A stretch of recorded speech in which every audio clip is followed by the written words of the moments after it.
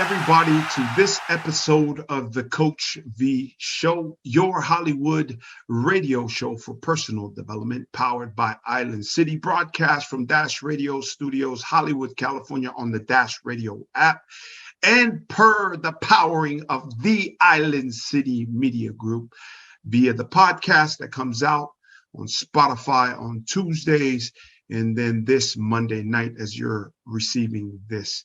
We are featuring one of the giants of leadership in the Tongan community that was born and raised in Tonga, came over and started working in construction, became a reserve in the Army, and then enlisted also at the Maui Police Department, Maui County in Hawaii, in which case he rose to becoming a lieutenant, a captain, and also the only Tongan police chief it is that we could find, and then also that I know of. He has a wealth of experiences in a spirit that is really, really Tongan, raw in emotion, caring in spirit, but also with an executive voice that is filled with the wisdom of knowing how to convey and communicate on a very high level. In which case, in all I coach, teach, and train, effective communication is the sending and or receiving information in the way that it was intended. A byproduct of that is now being able to create buy-in, but the approach to that is winning people's hearts and minds, listening to them, which Chief will give so many valuable lessons on that, making sure that you continue to personally develop yourself in terms of how you communicate to yourself, and then putting behind those words and that listening action to bettering, despite the haters, your own self-doubt and all the people that want to stab you in the back in terms of what Chief will be talking about, that you will be able to live with the consequences of your efforts and being your very best. Thank you again for tuning in to this episode of the Coach V Show here on Island City, where the beach meets the streets. And now a word from our sponsor.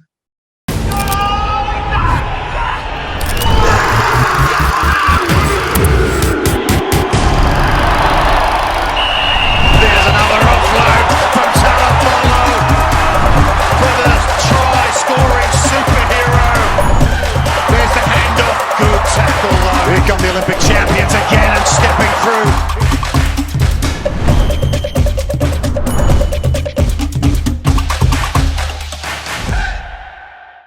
Welcome to the Coach V Show, your Hollywood radio show for personal development with expert insights and interviews to help you, me, and we work to be our best and live our best life.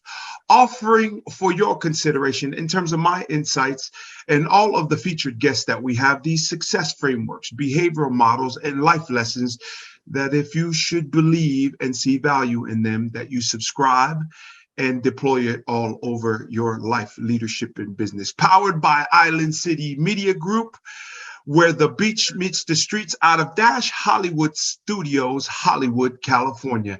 Today, I am so grateful and honored for the opportunity to feature one of the only Tongan chiefs, if not the only Tongan police chief I have ever met and known, out of Maui, and now is retired. And he was the chief of police, Tivoli Faaumu.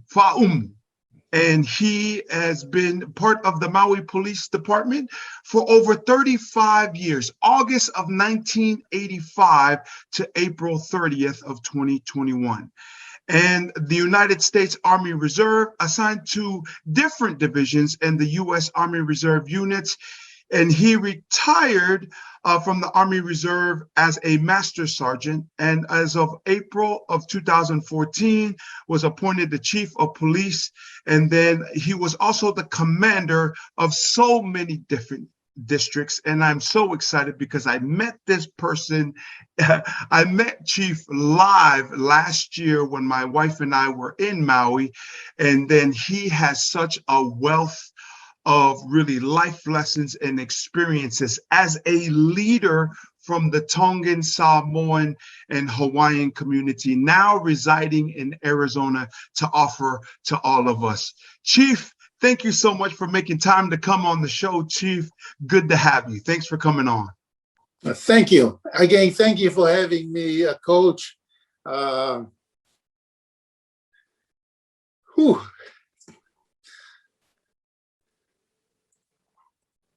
Sitting here and listening to you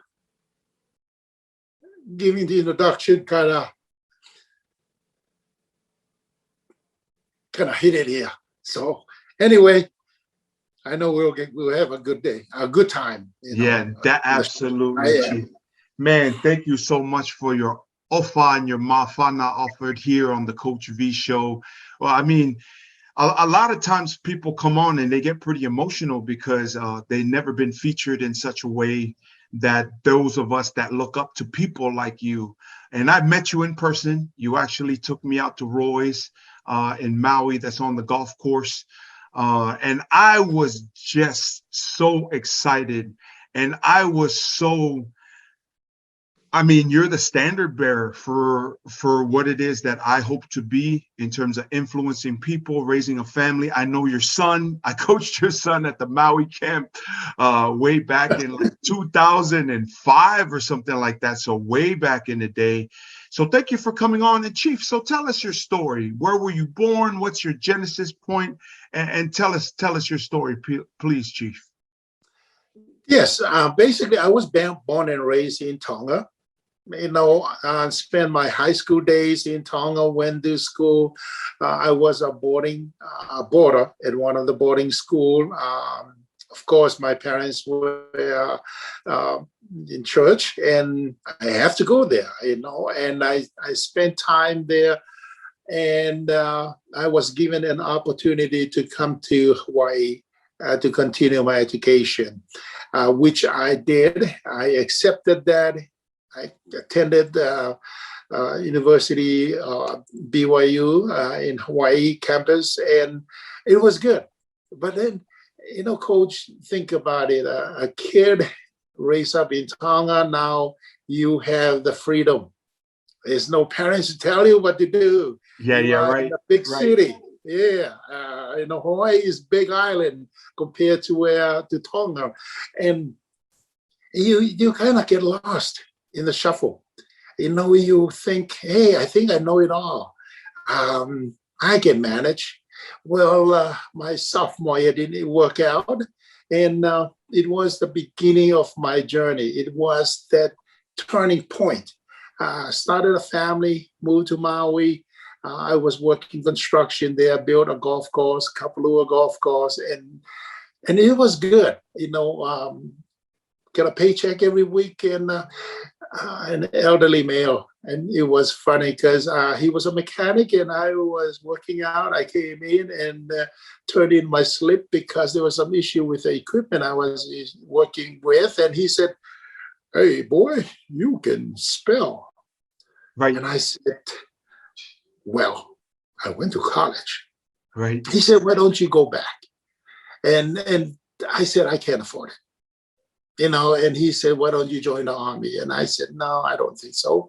And he said, "Join the Army Reserve." And I asked him, "What is the Army Reserve?" And he said, "Weekend Warriors." It was the beginning of something. So I did. You listen to your elders. It's something that we learned from home, right? Mm-hmm. So I listened to him, and I joined the Army Reserve. And from the Army Reserve, it connected me to the police department because they were using the Army Reserve facility for their training while their headquarters was under construction. And somebody in there introduced me to the police department, and I wasn't sure about it. We had a conversation, and he said, "You sound funny. You don't look like a local boy. Where are you from?" And I told him, I said, "I'm Tongan, Samoan." And he said, "You should think about it." And I did. I thought about it, and I signed up for the Maui Police Department in 1985. It was a tough journey in the beginning, Coach. Very, very challenging. Now, I got into the United States in 1978. Now, from 1978 to 1985, now I'm going to go out there and police the community. I have no idea about the U.S. Constitution. I learned that from the academy, but I need to know more than that. Mm. Because, others will challenge me. And coach was funny. When they challenge me, the only thing I know how to say, how to respond, shut up, or if I'll place you under arrest. Right. Because When you my first knowledge started. was very, When you first started. When I first started, because my knowledge was very limited. Mm. Didn't know anything more about it, other than what I learned in the academy. Now I'm out in a community, and there's a diversified community, very intelligent individuals. It's, different level of intellectual, and some challenge me, and I just don't know how to respond. So I decided I better go back to school. And then I did. Yeah. And that was like, it was the beginning part. I worked through it, and coach was good. It was really good. I had some challenges, the report writing, there was a supervisor that made a comments about, hey, you need to go learn how to write in English and things like that. And I remember a captain that told me, he said, there's three things. I said, I got the comments from the sergeant. I said, but you have three choices. Choice number one, you go out there and you get mad with him. You probably got into a fight with him. And I think you're going to get the upper hand. I will terminate you from the police department and press charge against you. I said, okay. Choice number two, just walk away and do nothing about it. Choice number three, do something about it. And that's what prompted me to go back and try to get myself educated. What a story. So of all of those challenges, being an immigrant with more choices and not making the proper choices in college, being an immigrant and getting this calling, whether it's through the Holy Spirit or just by chance, somebody saying, hey, join the Army Reserve, another whisper. I mean, what of all those circumstances, and then being challenged by, the people it is that you're supposed to be serving, and then being challenged also by the people that you work with. What were some of the major life lessons it is that you could share with us on how you were able to persevere through that, Chief? That is a very good question. And I think for me is the basic lesson that we learn from home growing up. You need to listen to your elders. So that doesn't mean that they were older than me. That means they were more smarter than me in my professional life. When I joined the police department. So I listened to the commander, the captain at the time, talk to me about, doing something about it. I decided to use my benefit, knowing your benefits, knowing what the resources as an immigrant. Sometimes we don't know what do we have. Well, there's one thing with the military is they will walk you through everything. So I did, and got to school. On Maui at that time, we only have 2 years college education. So I did. I did it for a long time because I have a family to raise. So I was a part-time student. Never give up. Because, sometimes it's tough. Working night shift, coming home, need to take care of the kids, go to school, and then go to the schoolhouse and sit there and try to stay awake, taking lessons, going to work at night. And when I have free time, I sit underneath the light on the street with my patrol car and do my homework. Going through it, learning, it really helped me grow. And when I was in school, I think it was rules of evidence. And most of those, the professors were defense counsel. Oh boy, right. They put you on the spot. They put me on the spot.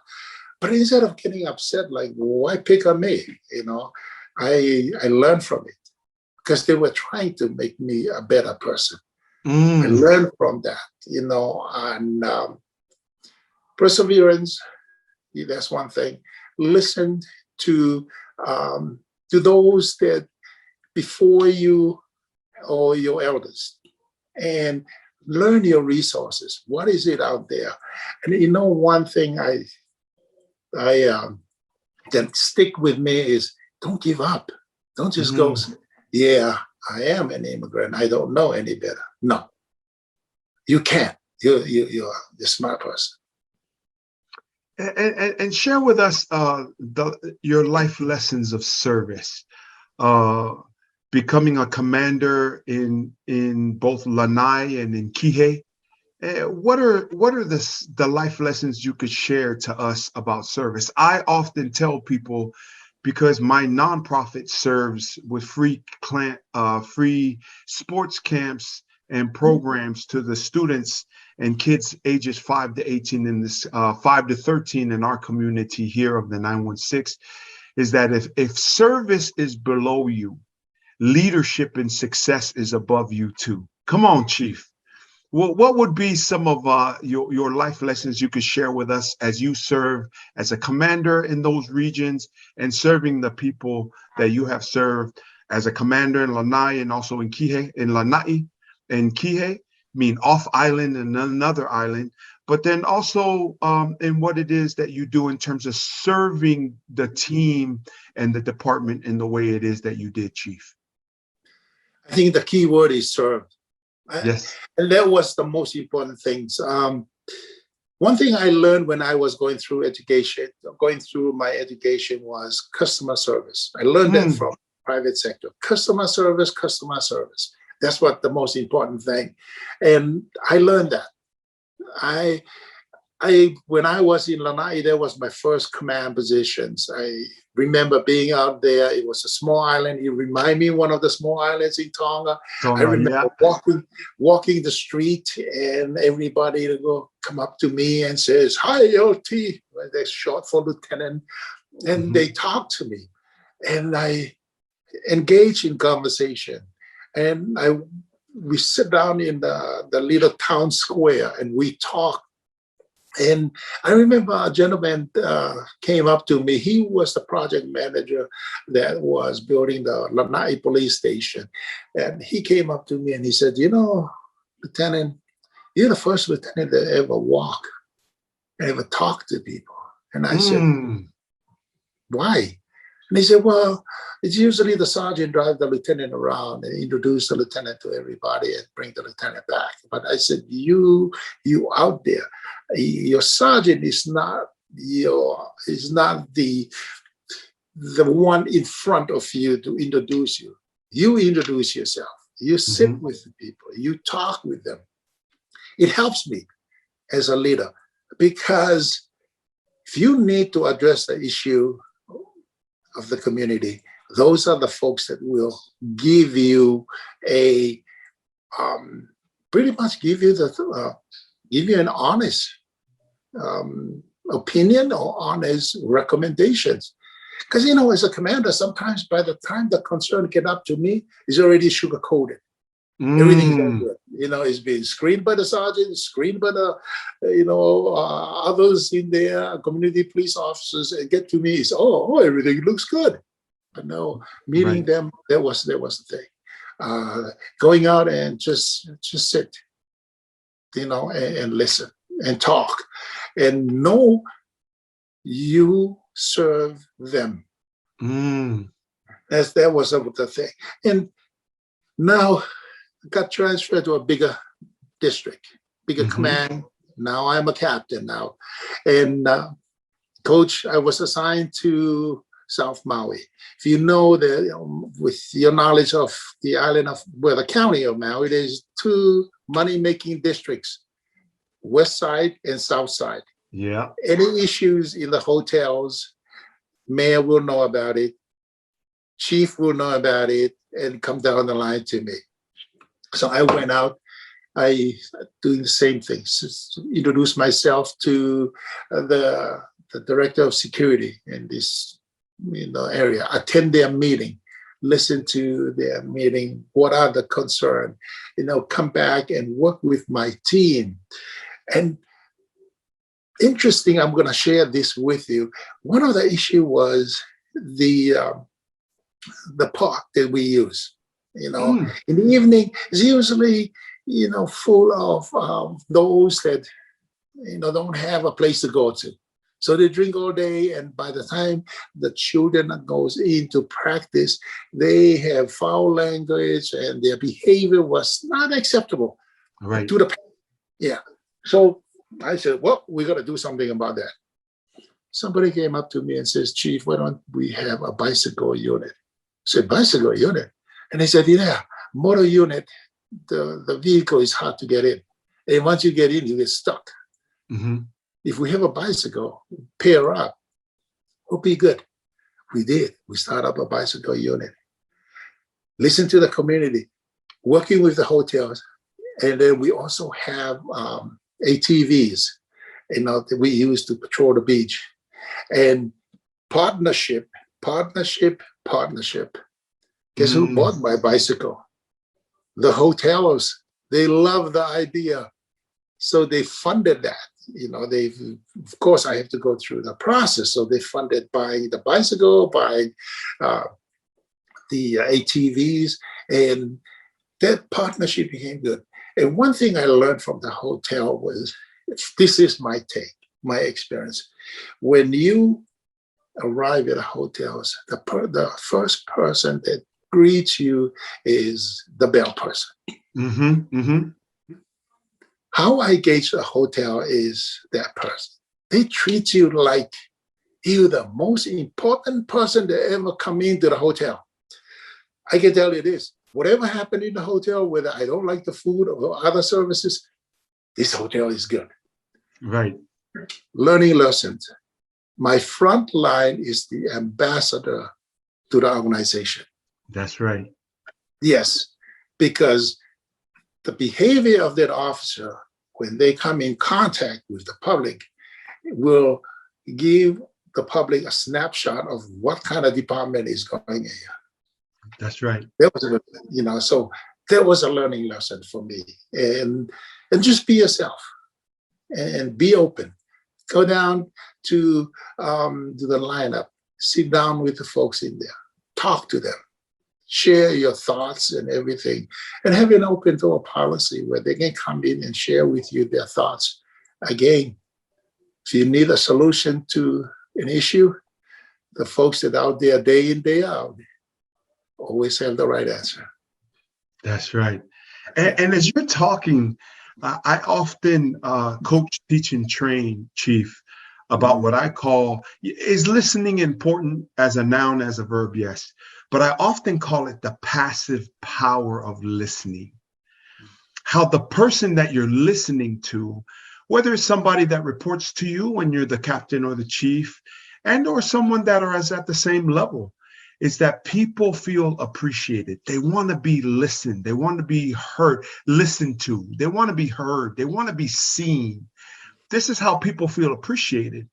And then when you take the time to listen to people and the people around you, not just talk, but not just listen in terms of a concept just to respond, but really listen to the totality. Focus, don't multitask, and then use what it is that you've learned from listening and now creating some type of action plan forward. That's when you really win the hearts and minds of people. Chief, when I say the passive power of listening, is that anywhere in the realm of your experience of what you've experienced as a chief, as a captain, as a lieutenant, etc.? Yes, listening is the most important things. And, I share with you one of the experiences that I have is when I became the chief, I noticed that we do have some challenges. People always they think that this will be the best way and to do things. And so I asked my HR person, I said, can you do a study on our demographic? What is our generations? So they did. They did a study. So 74% were millennial. 75% were millennial. 24% were baby boomers, folks like me, oldies, and one Z generation. And so I got that, and I asked my HR, give me what is the most important, their values, and what is it that they want. Money was not the problem. Money was, I think, number 2 or number 3. Usually it's families, and what is it for me? How can I contribute into the organization? And of course, finances and things like that. And so everybody told me, said, Chief, why you do that for? I said, 75% is the future of this department. That's right. That's right. We are going to be gone. We learned that. They said, well, when we first came, they said, job. You don't ask no questions. I said, yes, right. But you have to listen to them. Find out what is more important to them. Why are they thinking that way? So we did, listening, and then taking action. I didn't just do the study and sit on it and goes, oh, got a good report. And the next police commissioner's meeting, I can talk about it. No, you need to take action. That's right. A plan without action is no plan at all. So what I did was we came down to our patrol element and said, if you have something on the street that is important that need to address on your beat, whether it's a drug house or whatever, need a good supervisor, and I will support, whether it's on overtime basis or whatever the case may be. Coach, they were solving stuff. They were solving brush fire. So you might be thinking, like, Chief, what was so important about brush fire? When I was a detective, I was considered one of the top-notch detectives. We have unscheduled burning on our sugarcane, and they put me on it to go figure out who is the responsible. 6 months of that, all I got is a nice presentation to the commander. That's it. These folks were solving problems. Right. Illegal fireworks. They were seizing illegal fireworks. And again, it's they want to be a part of the community, what they can do to contribute to the mission of the Maui Police Department, and allowing them to do that, knowing what is their gene, what is their DNA, what makes them. And it was really, really a success. And again, customers going out there, and I said, and there are times you are in the town hall meetings, they'll tell you, Chief, you need to go. You don't know what you're doing. Right. What is the first instinct for a leader? You don't tell me to go. You don't tell me what to do. Right. But you listen to them, and you have to build your vocabulary, your speech, your communication skills, because it's not a physical confrontation. It's a communication, dialoguing and everything. And those folks are smart, but be able to sit and never ever lie to them. If you don't know the answer, just don't make stuff up. Right. You said, you know what? I don't have the answer for you now. I'll do a research and I'll get back to you. And make sure you do it. And so listening is a listening skill. It will help you internal as you grow the organization, as you work with the organization, as you listen to your subordinates, those that provide to you good feedback. But, Coach, sometimes you have a few percent, a small percentage of those that really want to put a tag behind your back, want to give you the stab behind your back. You have to be aware of that. But then you take what it comes, and then you work. For me, I work with my executive staff on screening out, vetting out ideas. And then for the community, it's nice to be out there and listen to them and provide them feedback. And service is the most important thing. Oh, I love that.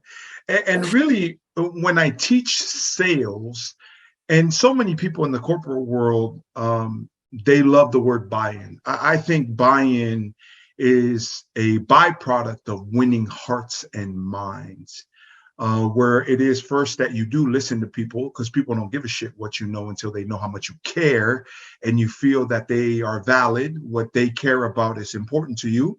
Come on, Chief, right? But even more so, as you're talking about that, in life, leadership, and business, in sales, it's a contact sport. But like you said, it's the use of words and the conveying of words and increasing your vocabulary, leveling up in the preciseness. And, instead of just shooting from the hip and just saying whatever, is being precise and having a strategy, and then using words that evoke emotion, that people start to trust you and feel like you care for them, therefore winning their loyalty. And then winning the fact that even though there may be a misunderstanding or standing on opposite sides of the aisle, that they at least respect you. And then we can find the things that we both are for, instead of just focusing on what we're against, and we can move forward towards that direction. And if not, then it is what it is, and we'll stay separate and stay away from each other. But talk about how you said the word combatants, right? By increasing and bettering your vocabulary, your education, and that you can deploy it on command that's more precise and more appropriate to the conversation, where it leads to positive outcomes. And when I say, hey, man, life, leadership, and business, man, communication, sales is a contact sport. Your thoughts on that, please, Chief? Continue. Yes, there is a contact spot. But you as a coach, you know this. You want to be if you want to be on the first team, you know what you need to do. You go into to training and everything else they'll teach you. But right, you have to do your personal development, your individual development. You need to be on your own and work on it. Not just, practice today. All right, showed up, practice, run around. Coach, what do you want me to do? Do this, do that, do this, do that. Yeah, okay, right. All right, see you tomorrow. But when you leave practice, you do personal development. And that's what I did. What I did was I realized, so got my 2 years college degree, and then I realized, oh no, commander, now I'm a captain. Oh, my audience is different now. So I am representing the police department, sitting with the Department of Education, sitting with the hotel industry. These are well-educated individuals. Yes, sir. So I went back and got my 4 years on that, how to engage with them. So personal development that include education will bridge the gap between the organization and the public. You will bridge that. You will find a way. You will know how to, like the saying goes, there's many ways to skin a cat. Yes, sir. Education will do that. Personal development.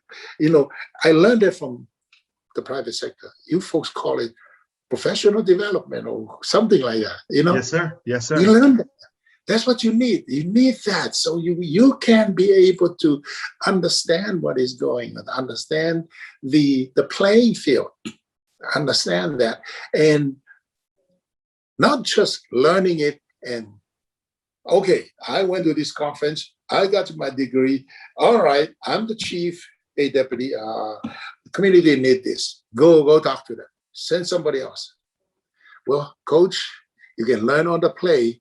But guess what else you need to do? You got to get the reps too. Yes, because sir. the reps will That's right, baby. Your skill. Yeah. So for me, that's what I do. I learn all this skill. I go to all the conferences, and the county like ROI. What is the return on their investment when they send you out there, chief? We send you to these conferences. We send you to this. Is being out there and do the reps. And sometimes you get beat up. But that's right. What the rep for. It's just prep you and work with you, fine-tune your skill. And you have a playbook. but you're also fine-tuning your skills by doing more reps and being out there and listening to it. And I think, I hope that, I know you understand that because you're a coach. Absolutely. Yeah. Reps, baby, reps. Yeah. Yeah. Thank you, everybody, for who's just tuned in. And if you have been tuning in, we are on with a feature here on Island City with former Chief of Police Tivoli Faaumu, who is the only Tongan police chief that I know. Chief, was there any other Tongans that you met across the country that was a Tongan police chief? I don't think so. And I want to share this quick story with you. Yeah, please, please. We have the FBI National Academy. It's an academy where we all go to. It's only if you are a future executive. So I attended, and we had the conference, the Asian Pacific Conference in Hawaii. So I told my wife, I am going to look to see if anybody from Tonga attended. I did. So I walked in and I saw him and I said, I'm going to go and talk to him. I think he was Lieutenant Vailea at that time.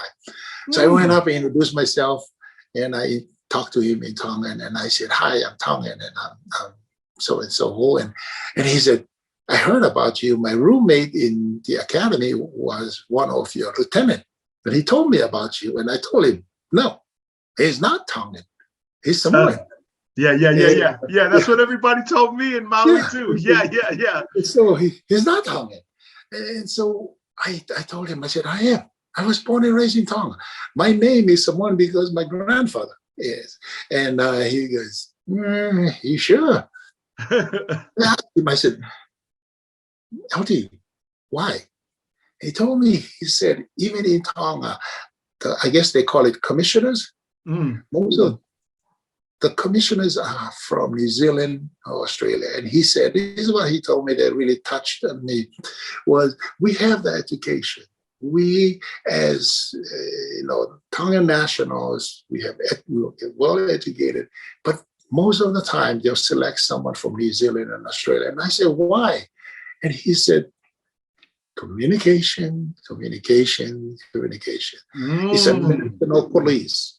It's not like here we have counties, state, local. It's national police. So you go and represent the kingdom elsewhere, and you have to communicate with others. And he said, how did you do it? I said, just talk. I said, this you have to get out of your comfort zone and go and introduce yourself and engage. And I don't know. Everybody said, yes, I'm the only one, and I felt honored by it. And but don't know anybody else. Yeah, thank you for that, Chief. Amazing messages.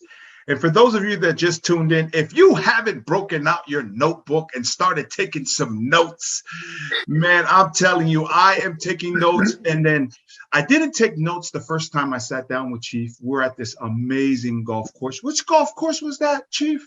That Roy's was at?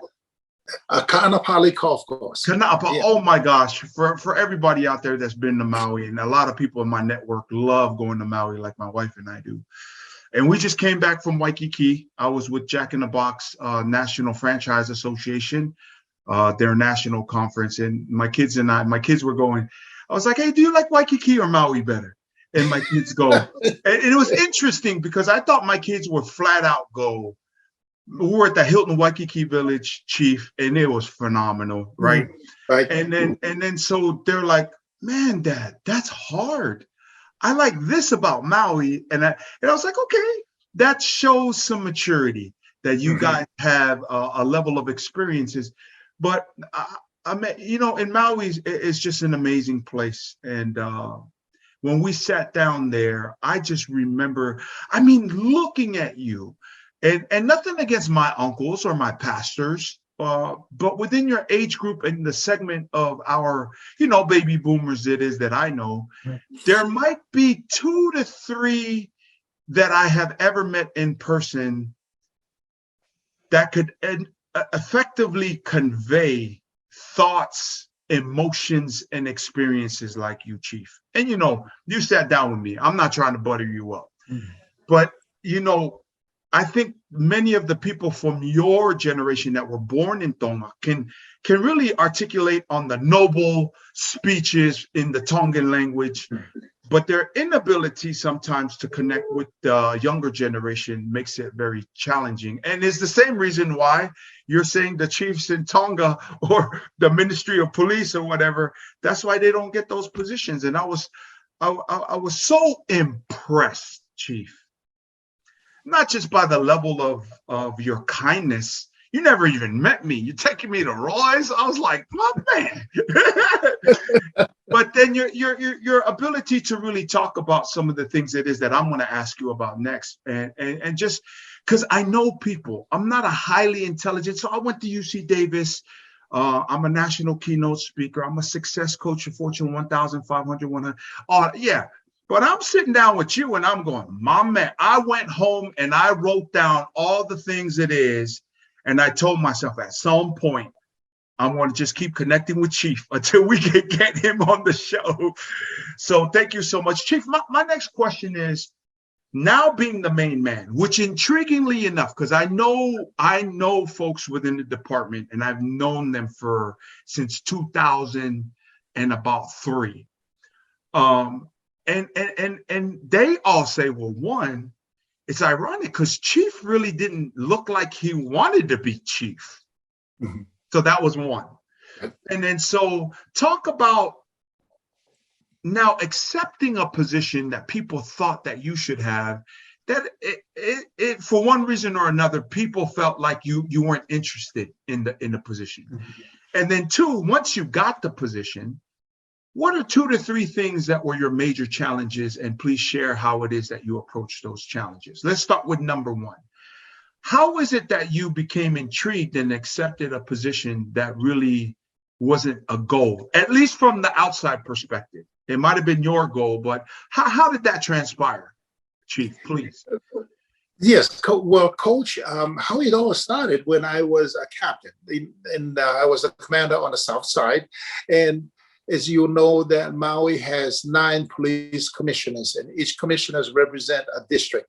So yes, my commissioner will come in, which is a normal thing they'll do. They'll come in, sit with me, talk to me about issues, and we have a conversation. I present my thoughts to him, let him know what I'm thinking, and then we built a relationship, and we continue talking, and his term was up. And I said, hey, look, this is a good member in the community and be someone that I can get feedback from. Yeah. So and one day we had a conversation and he asked me, he said, may I ask you something? And I said, yeah. So he asked me a questions and I said, well, Commissioner, I still call him at that time commissioners. I said, with due respect, he's outside of my lane. That happened in Wailuku, so I can't respond to that. Hey, deflecting it. I just want to deflect it. I don't want to give him the wrong link because I know he's going to talk to the commissioner from Wailuku. And he said, just give me your thoughts. So I gave him my thoughts and I said, yeah, this and that. And then one day he said, I need to ask you another questions. And I said, okay, is it on my side or outside? He goes, it's outside. Give me your thoughts and please be honest with me. He said, there is that Law Enforcement Safety Act. It's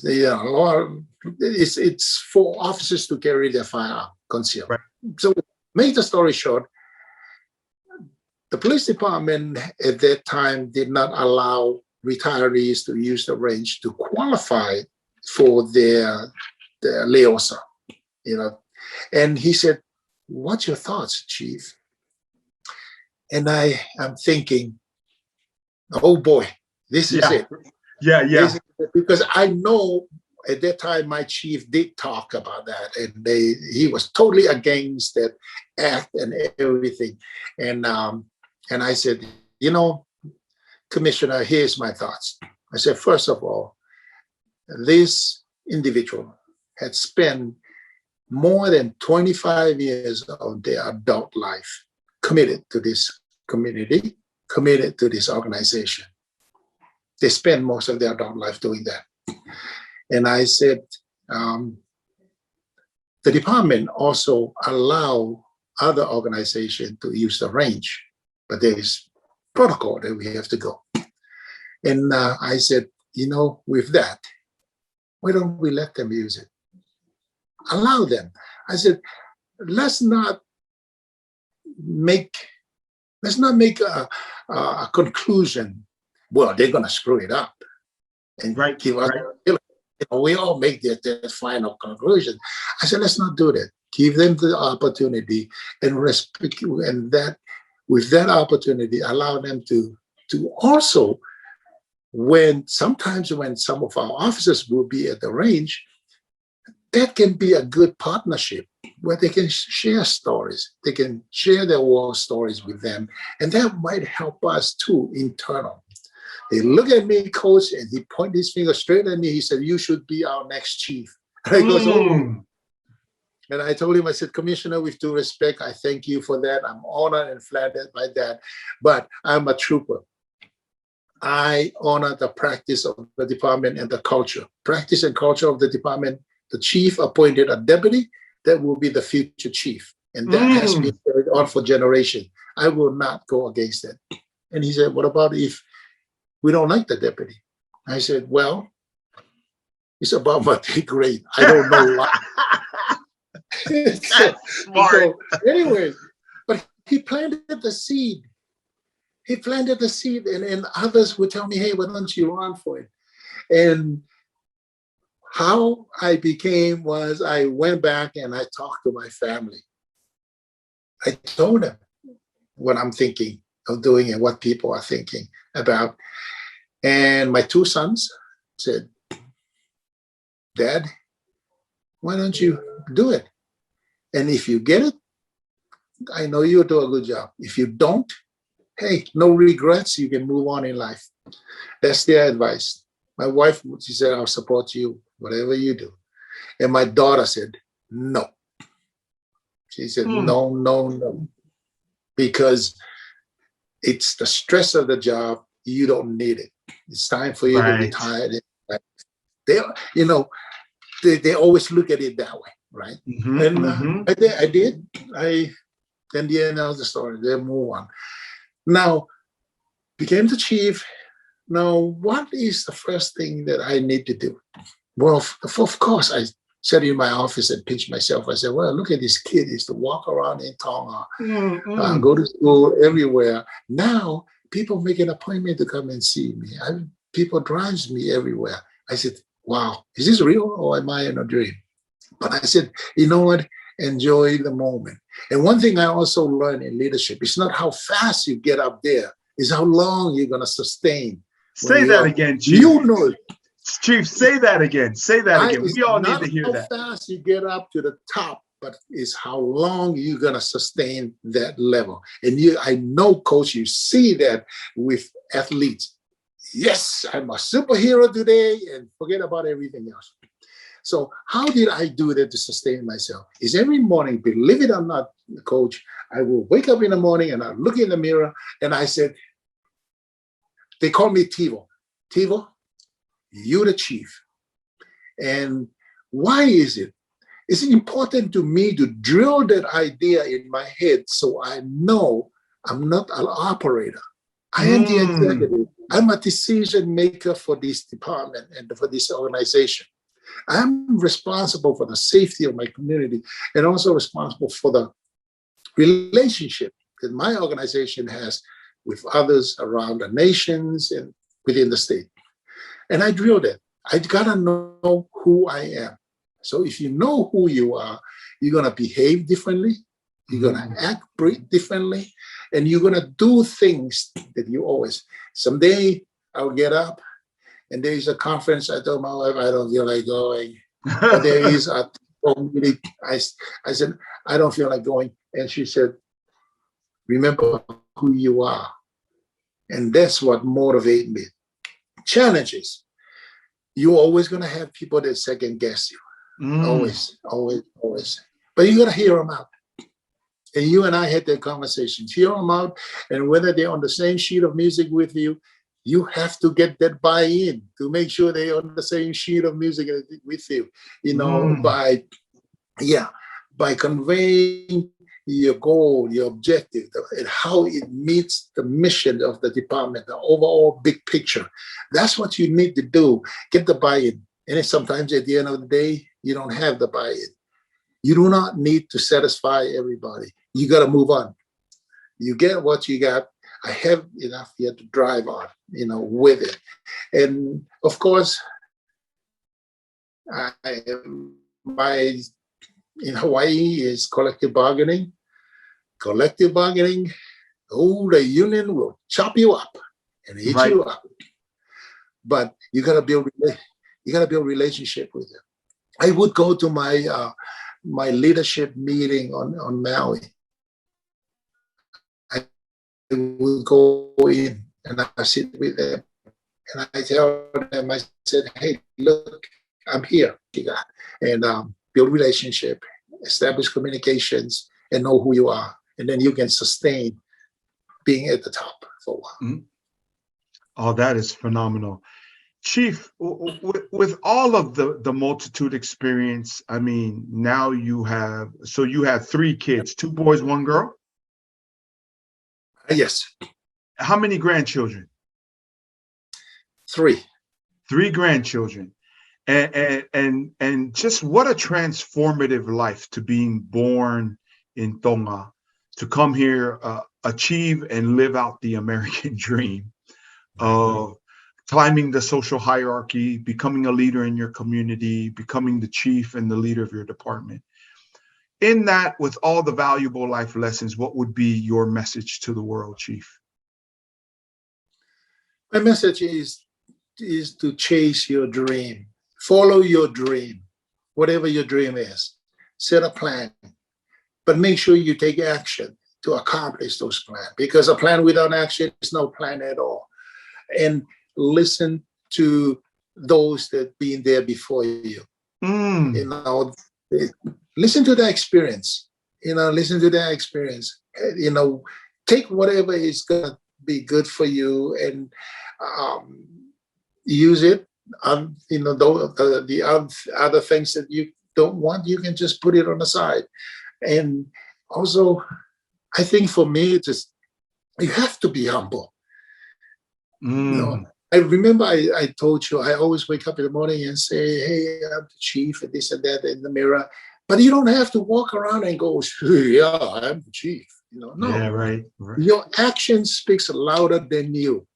You can walk into the room and everybody will turn, and they know you're the chief. There is that aroma that you carry with you. It's who you are and how you present yourself. And I can tell you this, Coach, and you know that, Coach, you are at that level. It's not easy. It's not an easy task to maintain that standard. Some days I just come home and I just want to be me. I don't want to hear about it. I don't want. But my wife says, look, you make a decision, we have to, and even today,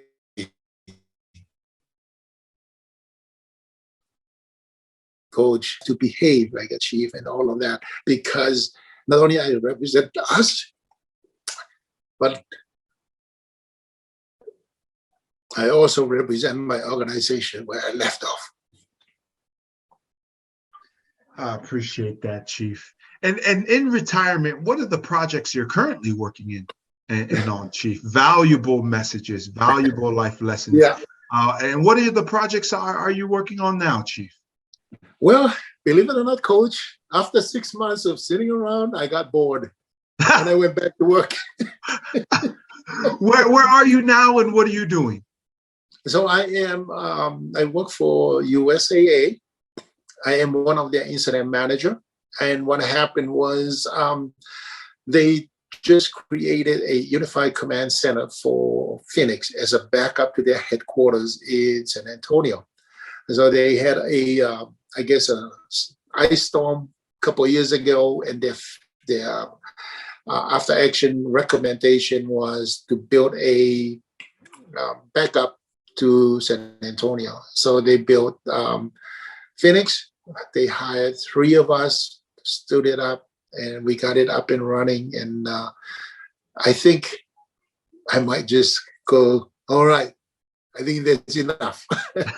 But yeah, I just started 6 months ago because I was so kind of sitting around, And that was one thing to, lesson learned is don't think about, I'm going to retire and I'm going to sit around and do nothing. No, you can't do that. Because you, coach, you can't just sit around and do that because you're always on the go. And that's what happened to me. I always on the go. And I thought, hey, I'll be fine. Then I'll be fine.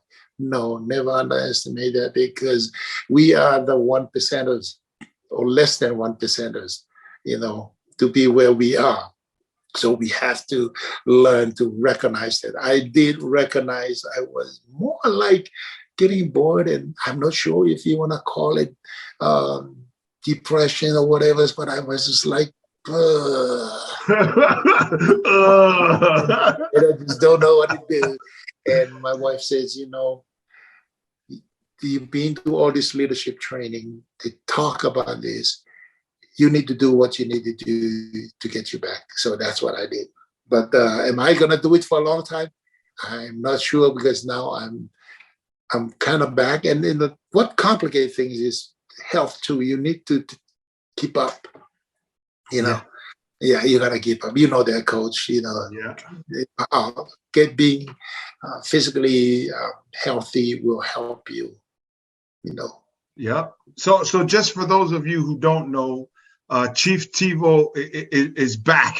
He's back. He and Tom Brady tried retirement, and him and Tom Brady are back for the 2022 season. Come on, coach. Tom Brady was 40 days and 40 nights, just like in the Bible, and then he unretired. And Chief Tivoli is back too. He's back. Oh, and Chief, let's go. Shout outs. Who would you like to shout out here on the Coach V Show? I like to shout out to the Tongan community as a whole. I would, I wish you all, and then for those of you that dream of in high school, you dream of making the next level, I said you can do it. Those of you in the college level looking at the next level, professional level, you can do it. But it takes dedication and hard work. You need that because at the end of the day, it's going to be up to you to make it happen. The next one is my granddaughter, my oldest granddaughter, Brianna Molina, just graduated from high school, Seabury High School on Maui, and she is attending the University of Utah. Yeah. And she will be there. Yes. And so I am going to wish her all the best, and to all my families, I wish them all the best. And thank you, Coach, for having me on your show. It's really an honor to be in your show. Yeah, the honor is all mine and our shows. Thank you, everybody, for tuning in to this episode. We are now part of the show that we will be putting Chief Tivoli on the hot seat. He just told everyone that didn't know. So for those of you that are hiring executive leadership level, $1 million contracts plus, Chief Tivoli is unretired and looking for his next opportunity. Chief Tivoli, but you better come with some cheddar, right? Because he just helped USAA set up another flagship down right out of Phoenix area. He's residing, all my folks there from Scottsdale, Houston. Oh. I was just in Houston, and what a thriving, huge city Houston is. All of my Jack in the Box corporate folks and everybody that I work with throughout the country, you better hire this guy because, 60 days from now, he might not come at this level and at this price point because, inflation is going up and Coach / Chief Tivoli's prices are going up every second.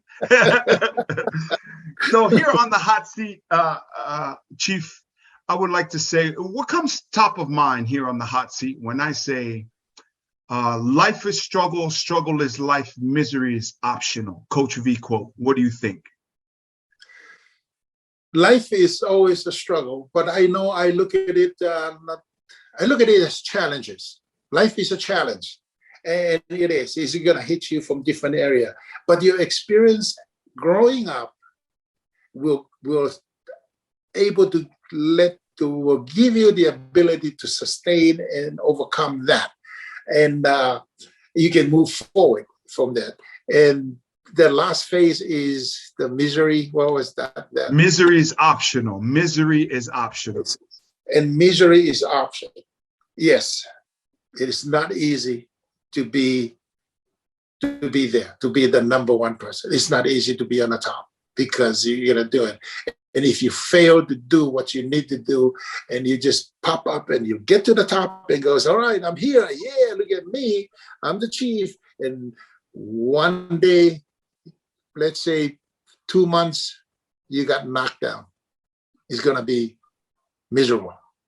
He's gonna look back and goes, what did I do? Yeah, there is no option to misery. That's right. There is yes, no sir. option. And whatever, when you cross that point, heading to the path of being misery or miserable, talk to someone. Reach out and talk to someone. They can pull you through. Yes, sir. I tell you, as a chief, he's alone. He's lonely up. People don't come and hang out with you. I used to have lunch with some of my commanders, but now I'm the chief. They don't want to hang out with me because they will be labeled as brown nose to the chief, So I just go home. I go to work, come home, have my sandwich, and go back to work. Talk to my wife. He's lonely, but he's not miserable. Yeah, that's because right. I chose not to go to that, because I always talk to somebody. I talk to my family. I talk to my deputy, and then sometimes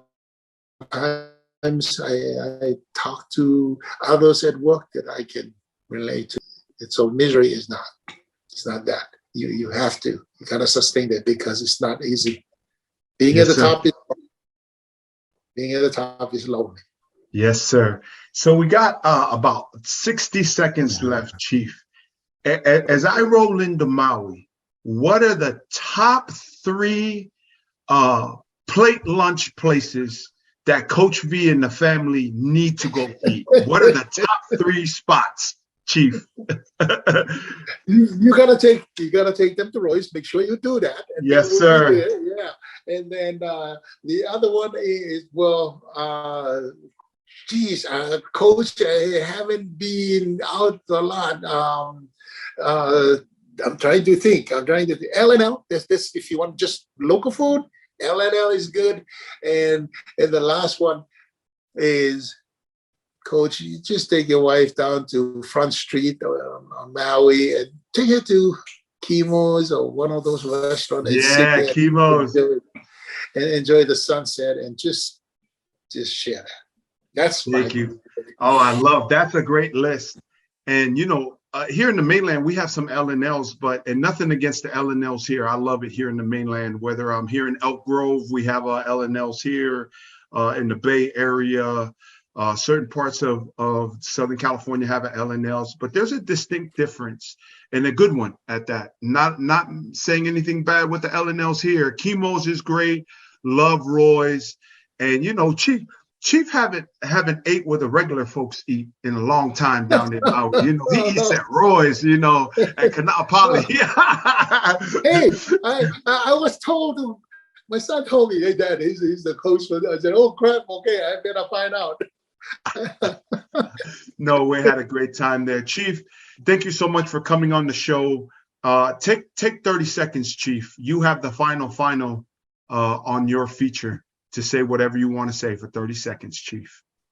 Thank you, Coach. And to all of you that listen, I do appreciate that. And Coach putting me on it. Remember who you are, be humble, and continue improving by getting yourself up to that level. And once you get up there, always remember who you are, and you can sustain that. Family is most important things. Is you need your family to keep you, get you a good foundation, because when all hell's going to break loose on you, you need to lean on somebody. And it's so nice to lean, come home, and you can come home and goes, you know what? Let me just talk to my wife, or just take your kids out to the park, or do whatever it takes. It's very important. And of course, we gotta go to church. That is the foundation of what makes us who we are. Thank you, Chief. Lord. Thank you so much for coming on again, Chief. And thank you for all of you who tuned in to this episode of the Coach V Show, broadcast from Dash Radio Hollywood Studios, Hollywood, California, on Hollywood Boulevard, powered by Island City Media Group, where the beach meets the streets. And lastly, we don't just ask you to tune in to shows like this, for the sake of just success, but really for the sake of you being your best. In doing so, you realize the best of your abilities, and that everything that you dream, work, and pray for can be achieved. This is how Chief lives, and your boy Coach V lives. All about faith and family. Grateful for God's amazing grace. Until next Motivation Monday, thank you again to Chief for coming on and being a feature on this show. And until next time, we will see you soon on the Coach V Show, where iron sharpens iron. Together we rise. Choo!